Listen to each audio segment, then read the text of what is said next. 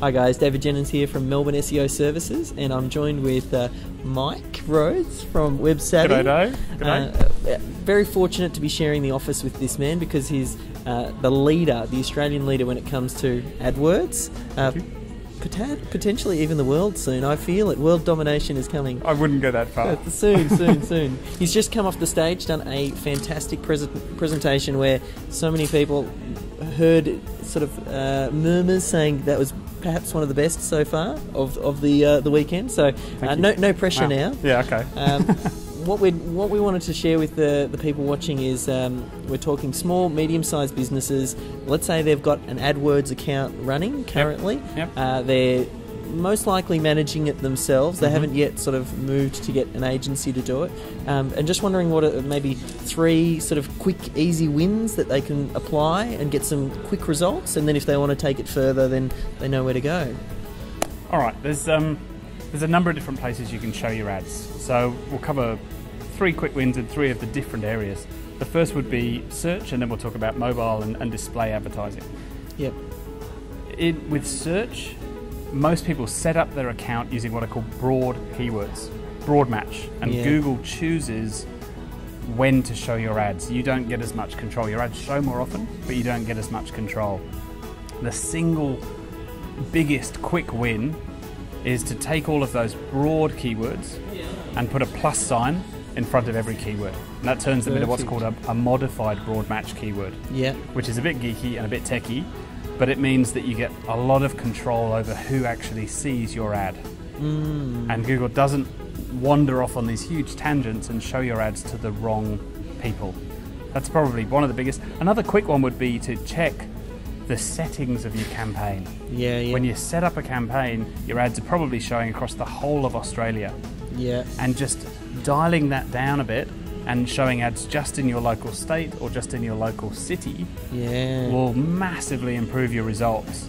And a lot of people don't know that their ads are showing across the whole of Australia, and they're wasting 60, 70, 80% of their budget.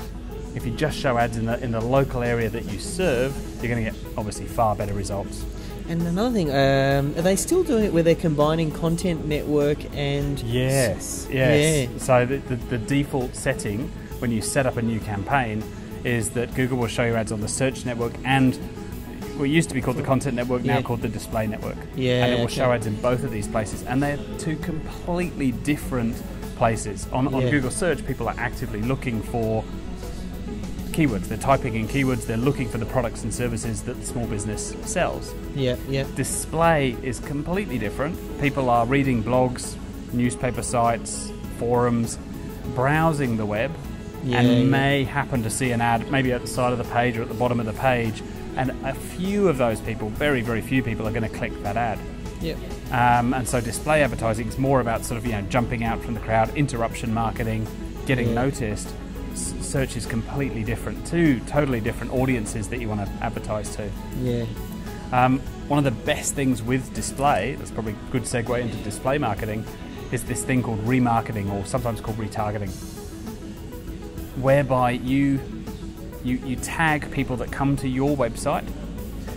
You cookie them is the geeky term, but you tag them, you add them to a list. It's like an invisible list. It's a bit like your email list. It's a little like building a list of email subscribers, but it's an invisible list. You can't actually see who's on the list. You can't see who's been tagged, and they don't know they're on the list. They don't know that they've been added to this invisible list. And what you're able to do now is follow those people around, stalk them, if you like, around the internet. So as they're browsing Oprah.com or BBC.co.uk or Sydney Morning Herald, or hundreds and hundreds or thousands of small sites, blogs and forums and everything in between, you're able to follow around those people that have already been to your website but then left without taking action.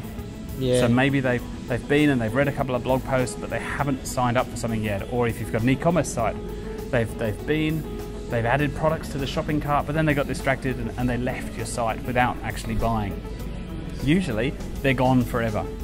You've got all these people to your website, they don't do what you want, and then they leave. And remarketing is a fantastic way to get back in front of those people that already know, like, and trust you. Yeah, and they're that's the familiar key. with your Yeah. logo. And when they see those ads the second time around, they're much more likely to come back to the site and much more likely to buy. So it's a fantastic tool that I think a lot of businesses, even if they've never used Google AdWords before, Yeah. if I had to say use one thing, it would probably be remarketing. It's so powerful. And the price as well, isn't it? Well, like relative to traditional AdWords, like is it? Well, it's free. Yeah. And to build the list, Yeah. it only costs you money once you start advertising. But with display advertising, typically you've paid the publisher of the website for every 1,000 times your ad shows, and that can get expensive very quickly. With remarketing, you can choose to only pay if and when somebody clicks on your ad at that later date when they come back to your site. So you might build a list of 10,000 people that have been to your website and left, show ads to those 10,000 people, but if only a couple of hundred of those click on your ads, you'll only pay for those 200 clicks. There's no wasted cost at all. I mean, a small business owner watching this right now can probably start to think about all these people visiting their website, heading off, and basically you're bringing them back. And it's kind of like people say it's easy to market to existing clients. Like it's 10 times easier to market to an existing client to get them to buy again. And similarly, they might not have necessarily purchased, but they're already warm to you. So it's a great strategy. They know the logo, they're familiar with your site. Because a lot of people, the reason they don't buy, it's not because they didn't want that. They just didn't want that right now, or they got distracted. You know, the kids were yelling in the other room, or the phone went, or they had to rush off and grab something. And far better to bring those people back to your website and maybe put a different offer in front of them. You can do that. You can bring them back to a different part of your site or a hidden page on your site. All sorts of strategies you can use it for, but so powerful for small business. So we talked search, we talked display. And number 3 would be mobile. Yep. Mobile advertising or mobile usage Yep. is just such it's a trend that's just taking off. Yeah. You know, a year ago, maybe a typical small business website, maybe a year ago, 2% of visitors to that website came from a mobile device, an iPhone or an iPad. With the explosion, and particularly in iPhones and iPads, but also with Android phones, that's on average seems to be at about 10% now. So most websites, whether they be huge websites or little ones, it seems about 10% of the people on that site are coming from an iPhone, an iPad, or some other type of smartphone. So getting in front of this trend, which is forecast to be huge. But I think one stat I saw the other day said by the end of 2013, it's expected that half of the internet usage around the world will be from a mobile device. So this is one you want to get in front of early. You can show ads on mobile devices, whether people are searching for your brand name and you just want to make sure that they can find you, because maybe they're out and about on the weekend and they're just looking for your trading hours or your phone number or your address so they can actually drive to your store. Or you can have ads for the products and services that you sell. But you can also add a phone number to those ads. And Google's smart enough to know that they're looking at that ad on an iPhone, so it turns the phone number into a clickable link. They find your ad, it's at the top of the page, takes up almost half of the tiny little screen on a phone.